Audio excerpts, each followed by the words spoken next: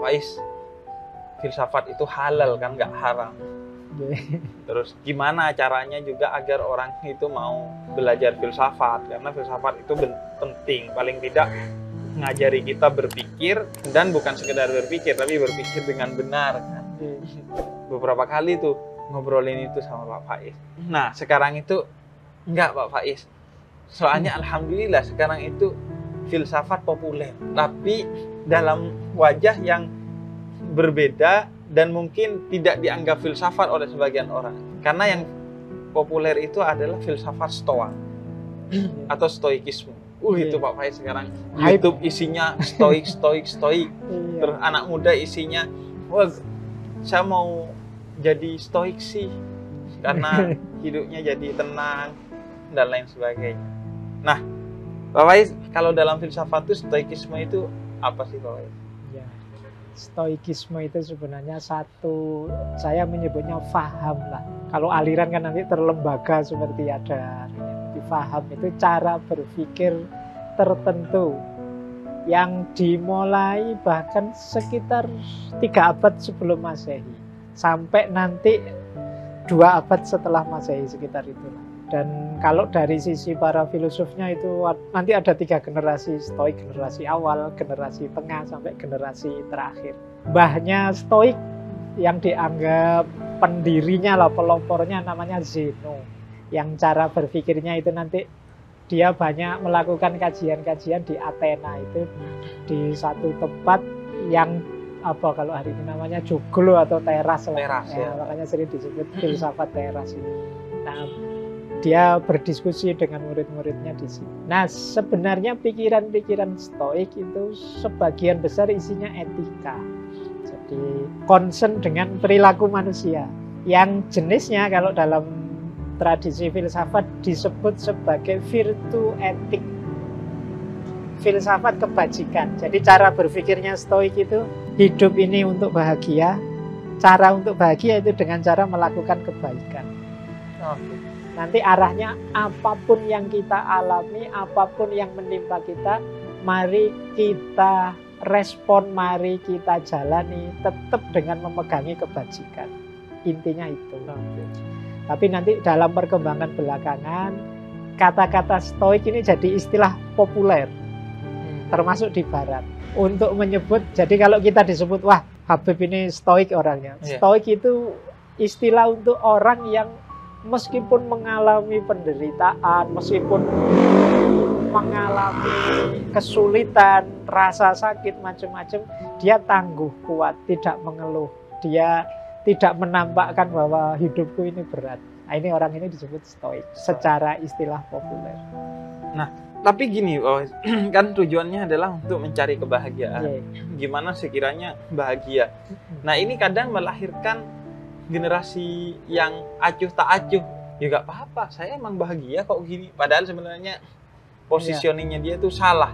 Nah, itu kalau salah berarti dia salah. Jadi gaya berpikir kebahagiaan stoik ini mirip dengan Socrates dan kawan-kawan. Jenisnya virtu etik. Jadi rumusnya begini. Kalau kita ingin bahagia, kita harus melakukan kebaikan. Kalau kita ingin tahu mana baik, mana buruk, belajar. Cari ilmunya. Jadi jangan ngarang, jangan nyari enaknya saja. Kalau nyari enaknya saja, tidak akan ketemu kebaikan. Jadi rumusnya itu. Makanya Socrates itu kan dikenal punya pendapat, orang itu tambah pinter, mesti tambah baik. Ini mungkin ada orang protes, banyak kan orang pinter tidak baik. Banyak orang pinter yang jahat. Enggak. Kalau dia jahat berarti belum pinter. Belum pinter. Iya, dia tidak tahu efek merusak dari kejahatan yang dia lakukan. Dan orang baik pasti bahagia. Orang baik pasti bahagia. Jadi kalau nggak baik tapi bahagia berarti keliru. Palsu. Iya, itu palsu. Kebahagiaannya. Sebentar lagi akan dapat efek yang menyakitkan dari ketidakbaikannya. Iya. Itu hanya kesenangan sesaat aja ya, bukan jadi, kebahagiaan yang sejati. Ya, kesenangan. Makanya stoikisme ini sering ditandingkan dengan yang aliran hedonisme. Yang nyari senangnya saja. Jadi hidup itu nyari kesenangan saja. Kadang kita akan menyebutnya orang hedon. Iya, mabuk. Orang hedon ini tandingannya orang stoik. Jadi Dan tapal batasnya itu bahagianya sejati apa enggak, dan itu ditentukan oleh karena kebaikan atau tidak ya Pak Faiz. Jadi kalau ini jalurnya kebaikan, ini berarti kebahagiaannya sejati. Tapi kalau jalurnya ngaco, kejahatan, egoisme dan lain sebagainya, ya nanti pasti mungkin ketemunya hanya seneng tapi belum sampai ke titik bahagia. Iya, hedon. Nah, kalau seindah itu stoikisme, Pak Faiz, kenapa akhirnya mati?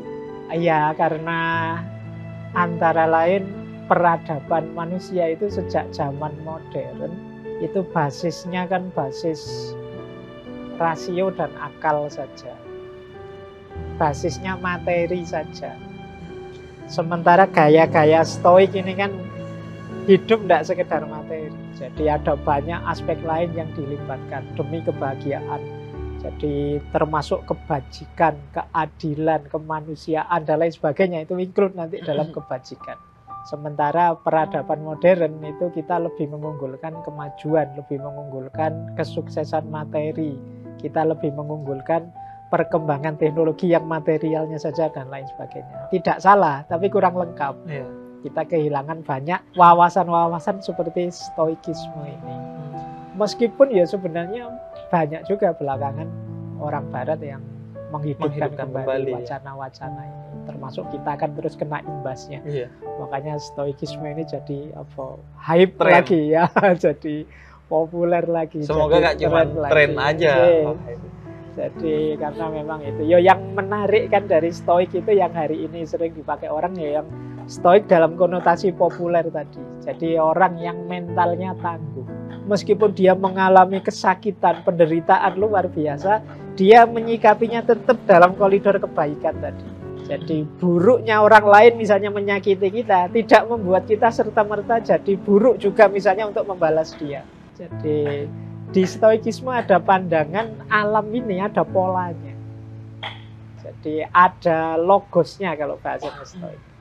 Yang pola ini harus kita pahami, kita ikuti. Kita nabrak pola ini, ya hasilnya tadi bukan kebajikan. Jadi kebajikan itu kita hidup yang harmonis, selaras dengan pola ini. Pola itu misalnya kalau kita jujur ya kita dipercaya. Ini pola, termasuk pola. Bagian logos. Kalau kita rajin ya kita akan sukses nanti panen. Ini pola. Kalau kita banyak belajar ya kita akan mengerti. Ini pola.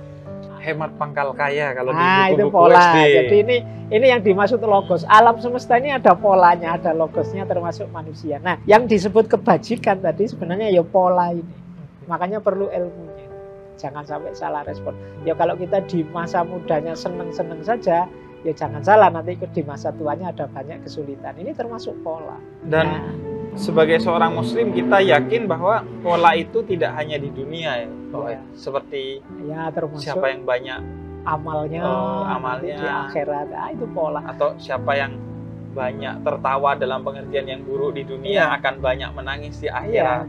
Kalau menurut saya yang dimaksud logos pola itu justru kalau dalam bahasa agama mungkin nyambung juga dengan istilah kita sering pakai sunnatullah. Sunnatullah. Jadi sunnatullahnya memang begitu, polanya memang begitu. Nah kita hidup kebajikan itu sebenarnya mengikuti sunnatullah itu. Mengikuti pola-pola yang itu yang harus kita lakukan. Asal kita sudah mengikuti pola ini, nanti efeknya apa saja tidak masalah. Nah, arahnya ke sini. Prinsip menjadi seorang stoik ini selain bahwa hidup itu ada logosnya tadi, apa aja tuh Pak Faiz? Kalau ada orang, saya mau jadi stoik tuh. Yang kedua itu tadi, kemampuan mengontrol diri, mengontrol keinginan. Ini kayak stoik. Jadi kita itu sering hidup kita sulit karena tidak bisa kontrol keinginan kita sendiri. Jadi cita-cita yang terlalu besar atau cita-cita yang terlalu kecil, jadi kontrol keinginan. Jangan menginginkan yang kita nggak mampu.